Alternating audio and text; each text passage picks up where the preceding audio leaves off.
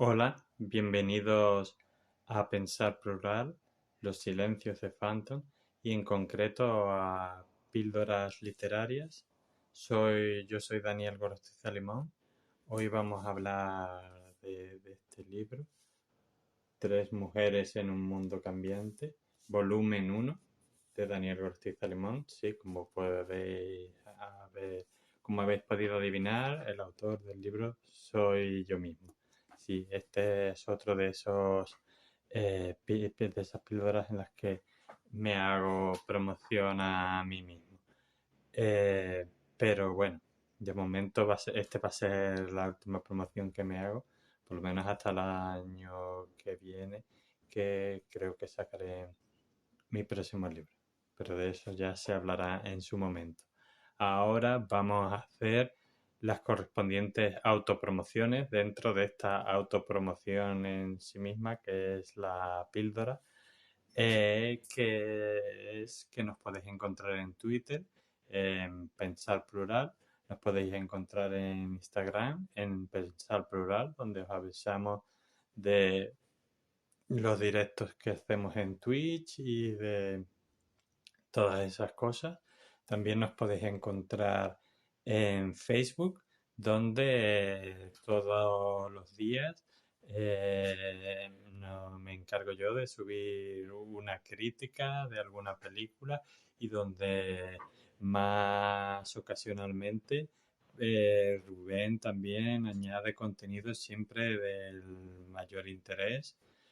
También el Facebook se llama Pensar Plural. También nos podéis encontrar en Spotify, en Pensar Plural, donde subimos todos los podcasts, los audios de esos podcasts que vamos haciendo. Y en la página de eh, YouTube, ahí la página es Pensar Plural, pero también nos podéis encontrar como Los Silencios de Phantom. Pero la página le cambiamos el título y actualmente es Pensar Plural, donde además del audio y el vídeo de todos nuestros podcasts, desde el podcast de cine de terror de los 90, eh, también subimos estas píldoras cinematográficas, viajeras, literarias que vamos haciendo. Que excepto David, que espero que en algún momento se anime, todos los demás miembros del podcast hemos hecho algunas. Rubén ha hecho algunas muy interesantes. De hecho, Phantom ha hecho también una bastante interesante. Yo he hecho unas cuantas. No sé si interesantes o no. Eso ya os lo dejo a vosotros juzgar. Y esperamos que pronto David también haga alguna. En cualquier caso, pues ya dicho esto, vamos a hablar de este libro. El libro, como digo, se titula Tres mujeres en un mundo cambiante. Eh, es una historia semifantástica. ¿Por qué es semifantástica? Porque es una historia donde, pues, como muy bien digo aquí, pues en este primer volumen de la historia de la vida de estas tres mujeres, que realmente son cinco, nos narra simultáneamente hechos históricos y fantásticos, dándose cita aquí mujeres lobo, banshees, dioses griegos, vampiros, profetas bíblicos que junto a guerrilleros, hombres santos y gente de lo más común se entrecruzan con las intensas vidas de Kate y Spring, dos mujeres nada corrientes y sin embargo tan convencionales. Después de oír esto, explicaré. O sea, en este libro, por un lado, narro, no voy a decir la historia del siglo XX, porque no la narro completa, aunque que mi objetivo será cuando haga el segundo y el tercer volumen, narrar lo que considero los acontecimientos más importantes para mí del siglo XX, quizá alguno del XXI. Entonces esta novela, aunque no es histórica, sí que narró algunos momentos interesantes e históricos que a mí me parecen importantes de la historia del siglo XX. Pero como habéis oído, hay mujeres lobos, la magia está presente, entonces por esto es semifantástica y semi-histórica a la vez, porque mezclo el mundo de la fantasía y el de la magia con el mundo real. También, si habéis oído bien, habéis escuchado, sí, tres mujeres que son cinco, y con eso juego mucho en el libro, y en el segundo que lo estoy escribiendo ahora, también. Son tres mujeres, pero en realidad son cinco, igual que los tres mosqueteros en realidad son cuatro, porque si sumas a D'Artagnan, que es mosquetero al final del libro, pues en realidad el libro debería haberse titulado Los tres mosqueteros, no, sino Los cuatro mosqueteros. Así que, bueno, juego con eso. Son tres mujeres en un mundo cambiante, pero en realidad las protagonistas de una u otra forma son cinco. Dicho esto, también habéis oído las historias de Kate y Spring. Y diré, bueno, has dicho tres mujeres, cinco mujeres, pero aquí se narran las vidas de estas. Digo, claro, porque estoy hablando de, digamos, un linaje de mujeres. Entonces, Kate sería la bisabuela, digamos, Spring, la abuela. Luego también aparece aquí, aunque con un papel más secundario porque no es todavía su libro, Esmeralda, la madre, y se nombra a o otra de las protagonistas del futuro libro, Tres mujeres en un mundo cambiante, volumen 2, que es Iris, que sería la hija. O sea, que ese es... eh, entonces este está centrado más en la bisabuela y la abuela, la historia de ellas. Igual que en el siguiente, pues será la historia de esos otros personajes que he dicho. Allá vais viendo cuatro de las tres mujeres que son cinco. El otro, os lo adelanto, se llama Agripina y también aparece en este libro. Bueno, y en el siguiente. Dicho todo esto, eh, a ver, esta novela, que está dividida en dos libros, o sea, este es el volumen 1, mi idea será hacer 3 volúmenes, pero a su vez cada volumen está dividido en dos libros, ¿vale? O sea que este volumen 1 tiene el libro en su interior, el libro 1, que es la historia de Kate, y el libro 2, que es la historia de Spring. Bien, pues, ¿qué pasa? Que y en cada uno cuento las historias de una de ellas. Que yo, cuando escribí esta novela, la escribí hace bastante, la verdad. Aunque luego la publiqué, digamos, os lo digo ahora, la publiqué en el 2014, creo. Bueno, sí, por ahí. Pues lo que pasa es que bueno, que en realidad yo esta novela la comencé hace bastante. O sea, yo esta novela la comencé a escribir en el año 98, ¿vale? Lo que pasa que como yo suelo escribir varias cosas a la vez, pues la iba escribiendo a trozos. Y acabarla, quizá la acabé en el 2005 probablemente.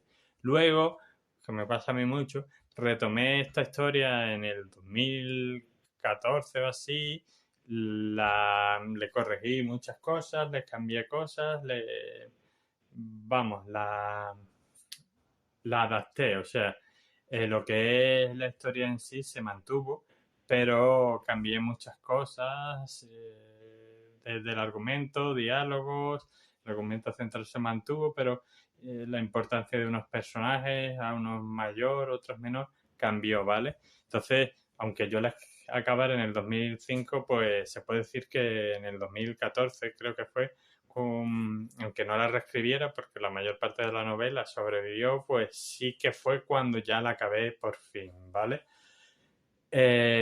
Pero esta historia la empecé en el 98. Y bueno, al principio yo lo que quería escribir era una historia típica de vampiros y ya está. Y de hecho El- cada libro se divide en partes también. El libro 1 se divide en 5 partes. Esto no es necesario, pero lo explico para que entendáis lo que voy a contar ahora. Y el segundo libro se divide en 4 partes, pero eso da igual. La primera parte era la típica historia de vampiros con su protagonista masculino, su joven muchacha, ¿no? Como dicen en inglés, damsel in distress, y la damisela en peligro y tal. Y escribí la historia y tal. Pero luego pero me gustó y pensé escribir una continuación. Entonces luego yo en aquella época, pues mi prima Candela era todavía, sí, pequeña. Yo lo que contaba cuentos. Y eso a ella le gustaba, ¿vale? Y además no se dormía hasta que, no sé, cuando venía a verme no se dormía hasta que se los contara. Entonces yo lo que hacía es inventarme gran parte de las veces los cuentos y otras veces cogía cuentos que conocía y los adaptaba. Entonces, pues uno es cuando se da cuenta de que la mayoría de los cuentos protagonizados por mujeres, pues bueno, no son lo que se podría decir feministas, por lo menos cuentos clásicos.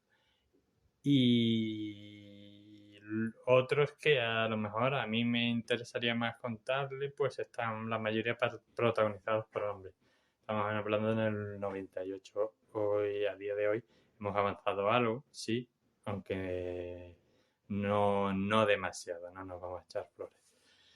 Entonces, yo cuando pensé en una continuación de esta historia, que todavía no tenía claro que iba a convertirse en una novela, pues me dije, ¿y qué tal si cojo esta historia y le doy la vuelta y lo convierto a él en la damisela en peligro y a ella en el héroe de esta historia?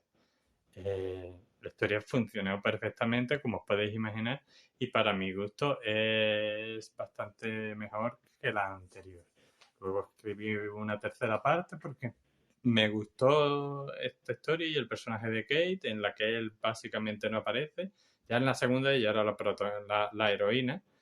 Y ella tiene una serie de aventuras en la tercera, y al final de esta tercera historia mete un capítulo que no tiene mucho que ver con la historia que he contado en esta tercera parte, pero que enlaza directamente, es lo que hoy llamarían un cliffhanger, ¿no?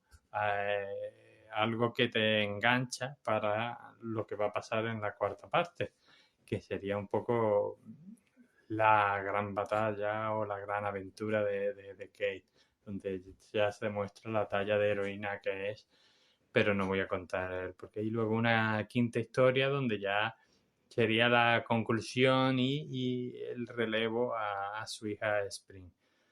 Aún así, en el segundo libro, pues al principio, pues es una historia donde Spring recuerda una aventura que tuvo con ella con su madre cuando era niña. Luego en la segunda parte, pues es una aventura donde ella descubre pues uno de los grandes amores de su vida. Eh, una la tercera parte y la cuarta parte son aventuras que pasan en la India, y sí aparece, se nombra Gandhi y todo eso, y se cuenta algo de él de forma secundaria. Ya digo que la historia y la fantasía se entremezclan aquí un poco y pasa una serie de cosas que no voy a contar. Sí que puedo contar, por ejemplo, que la protagonista del primer libro de este volumen, Kate, pues eh, es heterosexual, tiene un gran amor en su vida, eh, que es Jerry, que es coprotagonista de las historias, y en cambio Spring es bisexual, Tiene, digamos, tres grandes amores en su vida. Dos de ellos son hombres y uno de ellos es una mujer que quizá, bueno, ya que el lector saque las conclusiones. Yo como escritor, para mí es el que tiene con esa mujer es el amor más importante de su vida, sin menospreciar los otros que también son importantes. Eh, por la especial relación que tuvo con esa mujer. Eh, Esto es importante en la historia. Podía serlo y no ser importante en la historia y bueno, sí, hay gente que me quiere criticar, que me critique. Yo creo en la representatividad porque creo que ayuda a la gente, igual que a mí me ha ayudado. Pero eso es otro tema del que no voy a hablar ahora. Pero lo digo por si a alguien le interesa, que podía ponerlo y no tener que ver con la historia, simplemente porque a mí me ha ayudado a la representatividad y creo que otra gente merece que le ayude también. Pero en este, en cualquier caso, sí es importante en la historia, porque sobre todo en la segunda parte del segundo libro, describo una serie de cosas que le pasan a Spring y cómo ella va descubriendo sus sentimientos, sin ser esta una historia romántica, cómo ella va explorando una serie de cosas.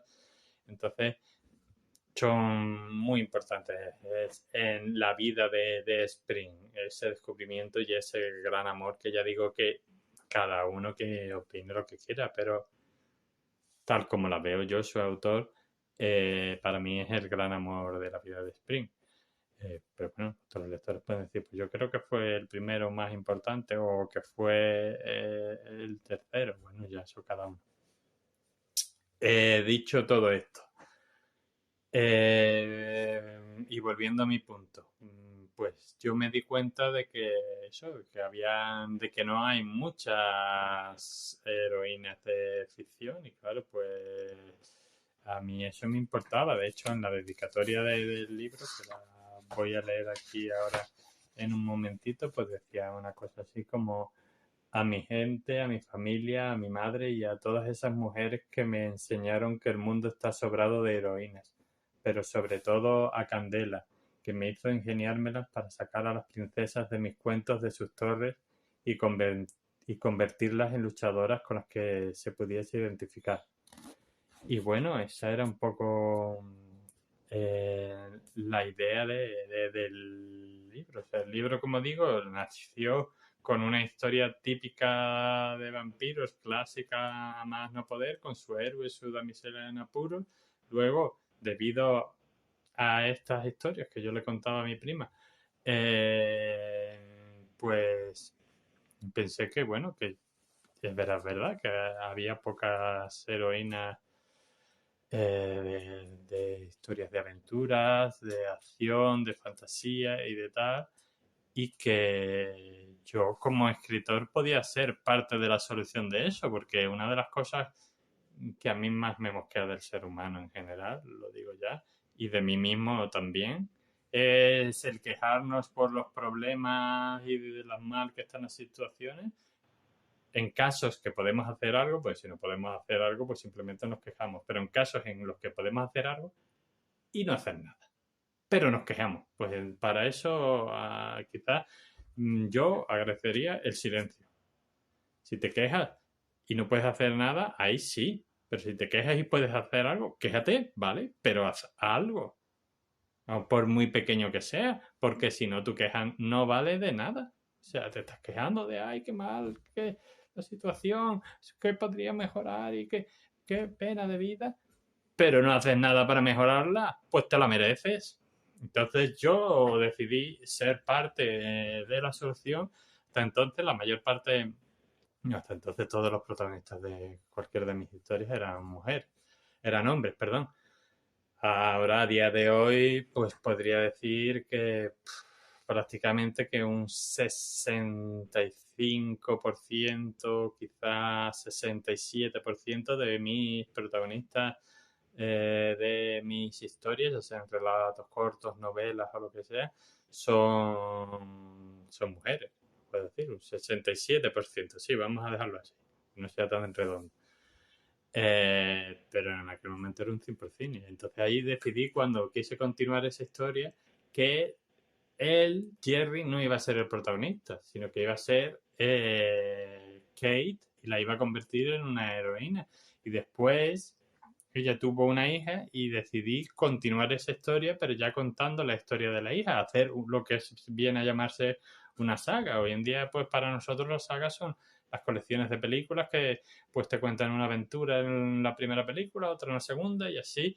Pero originariamente las sagas podían ser eso, pero también eran las historias de una familia. O sea, ahora te cuento la historia de Ragnar Lothbrok, y después te cuento la de su hermano Rollo, y ahora te cuento la de su hijo Bjorn, Brazo de Hierro, y ahora la de su otro hijo Ivar el Deshuesado, y a lo mejor la del nieto, ¿vale? Pues yo quería hacer ese otro tipo de saga clásica, ¿vale? Que es lo que he hecho, de hecho. Y por esto, entonces por un lado quería contar estas aventuras, quería contar estos fragmentos de historia del siglo XX, y también quería contar parte de las vidas de estas mujeres, de estas heroínas. Entonces, esa era parte digamos, de toda la motivación que me hizo escribir esta novela. Y ya para concluir, espero que os guste lo que os voy a leer ahora, y que os incite a curiosear sobre el libro, que está a la venta en Amazon en formato libro impreso y en ebook, como digo, en Amazon. Y bueno, si lo compráis, pues espero que lo disfrutéis. Y en cualquier caso, pues voy a leer el fragmento. Es el capítulo 1 de la cuarta parte del segundo libro. Se titula El sueño de Spring. La noche anterior a la llegada de sus hijos, concretamente el 19 de noviembre de 1975, Spring tuvo un sueño.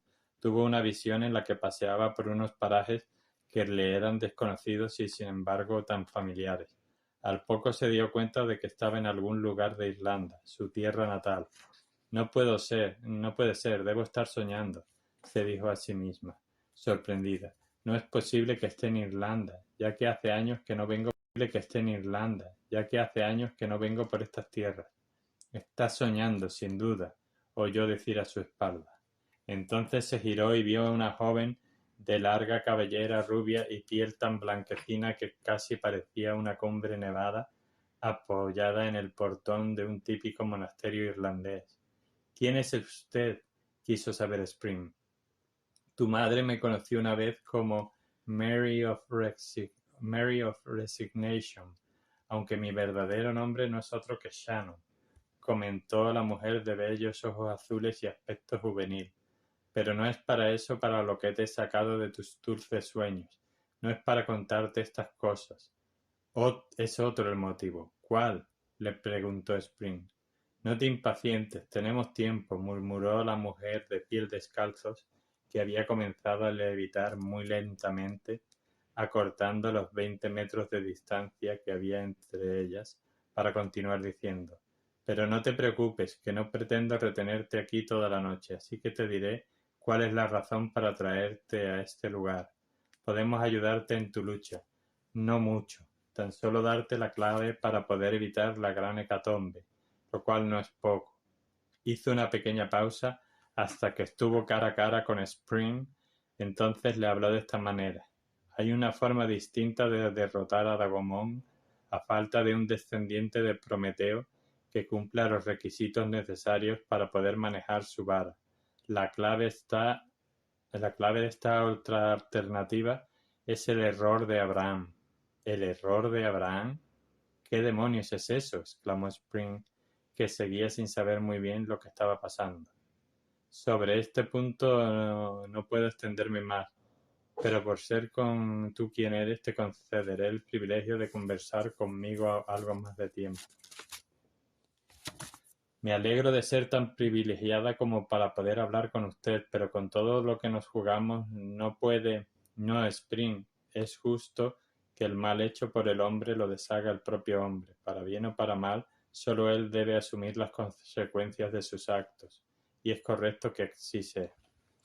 Bueno, pues espero que os haya gustado este fragmento y os digo de nuevo que podéis encontrar Tres mujeres en un mundo cambiante, volumen 1, a la venta en Amazon, tanto en formato libro impreso como en formato ebook.